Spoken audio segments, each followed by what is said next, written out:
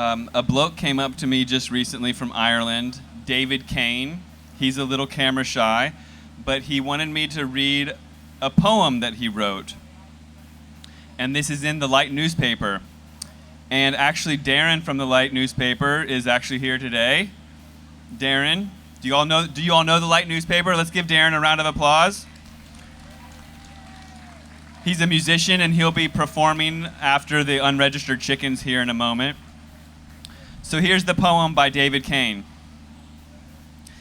Dear the Light, another tree has fallen. Its limbs lay all around.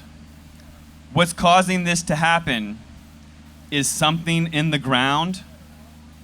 Its roots, they have all shrunken. Brown bark now turning green. Just go about your business, slave. There's nothing to be seen. I lift my head unto the sky. Those lines are everywhere. Why don't the masses notice this? But do they even care? My fear now lies in times ahead, when food it may not grow. I can only take some solace knowing we tried to tell them so. Lovely. David, are you here? Raise your hand. Where is he? Where is he? Where is he? Where is he? Where is he? Where is he? There he is. Oh, he's got a camera. Thank you, David.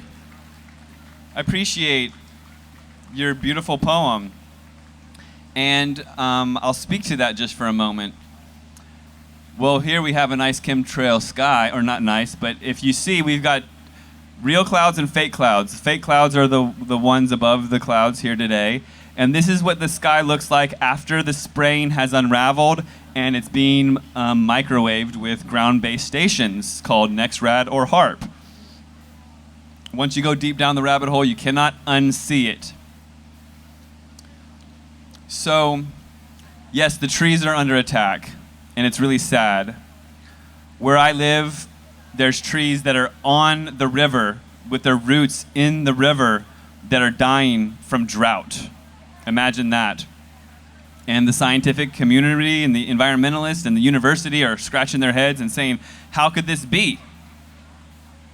The river flows all year, and the ponderosa pines, these conifer trees, they have their roots in the river. How are they dying of drought? We don't understand. And the elephant in the room are the skies above them. I'm talking as like a poem still in stanza. So, but seriously, they spray aluminum oxide. This is the primary constituent in the sprays. It is in the patents. It is in our hair samples. It's in the soil. It's in the rainwater samples when the activists of the world take science into their own hands and apply the scientific method and see the spraying in the skies, and then it rains the next day, and they test the rainwater. It doesn't take a rocket scientist or a genius to add 1 + 1. The patents say they're going to use it. Monsanto even came out with aluminum resistant genes and seeds. So they spray the aluminum oxide. It comes down on our trees. It gets in our soil. And then it disrupts the tree's ability to uptake water. It creates stress in the trees, and they become infested with bugs, beetles, and molds and what have you. Like, they become vulnerable.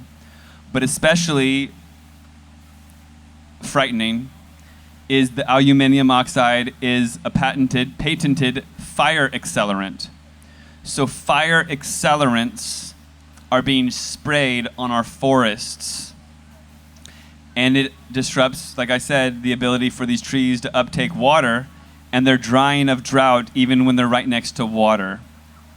So let's pray for our trees and pray for an awakening in humanity so that we can take our forests back and not watch our farmland and forests and vegetation slowly die and become vulnerable to fires.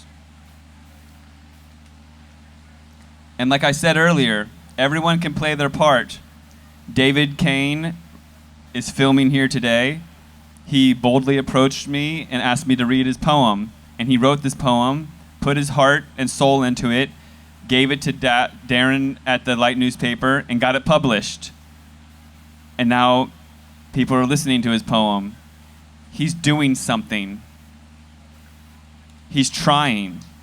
Let's give him a round of applause, please. We can all do something. I like to say, if you can knit, knit for the awakening of chemtrails. If you can bake, bake a chemtrail plain pie and give it, or cake, and give it to your coworkers and tell them why you did it. You know, there's things that can be done. Use your passion and your heart to help along this awakening. It doesn't have to be scary. It doesn't have to be fear-based. You can do it out of love.